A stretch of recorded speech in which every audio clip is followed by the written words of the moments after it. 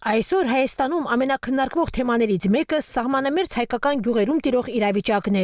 Ինչպես են ապրում այդ վայրերում տեղի բնակիչները։ Հարցը որոշել է պարզել ռեգիոն հեռուստաալիքի թղթակիցը։ Նա մեկնել է սահմանամերձ գյուղեր եւ զրուցել տեղի բնակիչների հետ։ Մարդիկ միաձայն պնդում են, որ երկար ժամանակ է, ինչ իրենց գյուղերում ամեն ինչ լավ է։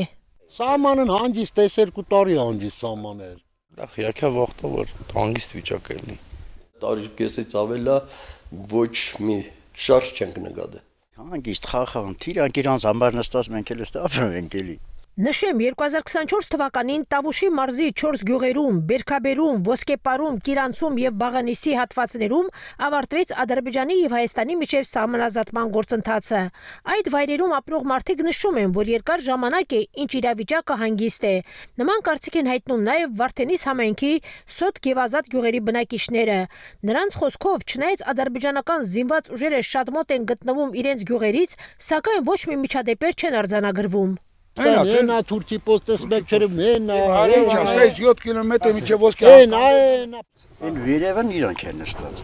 Ասենք 100 մետր չկա։ Հայաստանում բուրըն քննարկման թեմաներից մեկն էլ այս տարվա հունիսին անցկացվելիք խորհրդարանական ընտրություններն են։ Քաղաքացիների շրջանում անցկացված հարցումները ցույց են տալիս, որ ոմանք դեմ են նախկին ղեկավարների, ինչպես նաև Ռուսաստանի քաղաքացի Սամվել Կարապետյանի իշխանության գալուն։ Շատերի միակ ցանկությունը խաղաղությունն է։ Սամվել Կարապետյան։ Սա պատրաստի հիմիկ։ Սամվել Պետրոսյանը Քոչարյանի համար պայքարում։ Անիշ որ Քոչարյանն ու Սերժը Հայաստանում են,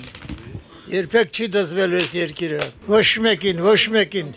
Նիկոլ Փաշինյան։ Ղարաբաղցիք դավաճան էին նա։ Գեներալները սաղ դավաճան։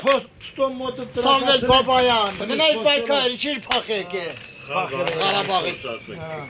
Սատես խոսել ու մի հատ եք հարայ։ Ջիպերով փախակ եկաք ստեղ։ Ընտրությունների մասնակցելու եք։ Այո։ Ինչ ակնկալիքով, ինչ եք ուզում փոխել։ Երկրի խաղաղություն լինի, ժողովուրդն կանա ապրի։ Խաղաղություն։ Այդ ենք ակնկալում աշխարհից։ Հայը հերիք է տանջվի։ Ոչ ռուսի, ոչ թուրքի, ոչ մեկի հետ չեմ ուզում հարաբերություններս վատանան։ Բոլորի հետ լինենք բարեկամներ, բոլորս իրար սիրենք, չվատաբանենք, մարդ լինենք եւ խաղաղ ապրենք։ Դատելով հարցվածների պատասխաններից կարելի է եզրակացնել, որ այսօր հայ հասարակության շրջանում խաղաղության կողմնակիցները գնալով շատանում են։ Խաղաղությունը գեղեցիկ կարգախոս չէ, այն ծնվում է, երբ մարդիկ պատրաստ են լսել միմյանց, փնտրել փոխզիջումներ եւ աստիճանաբար վերականգնել վստահությունը, նույնիսկ լուրջ հակամարտություններից հետո։ Այսօր մեր երկրների ապագան կախված է մեր ընտրությունից։ Մեզանից յուրաքանչյուրը կարող է այս խաղաղությունը դարձնել իրականություն, այլ ոչ թե պարզապես երազանք։